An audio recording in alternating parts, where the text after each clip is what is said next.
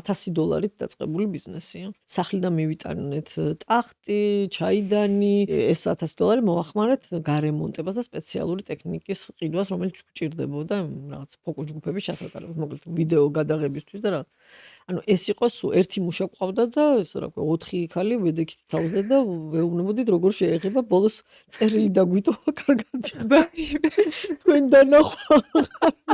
მე მქონდა ესეთი ხედვა, რომ ჩვენ გავხდებით აუცილებლად საერთაშორისო კომპანია. ზუსტად როგორ გავაკეთებდი მთელს ამ გზას, რა თქმა უნდა, არ ვიცოდი და არასდროს არ ჩანს. შეუძლებელია რომ მთელი გზა დაინახო დასაწყისიდან ბოლომდე.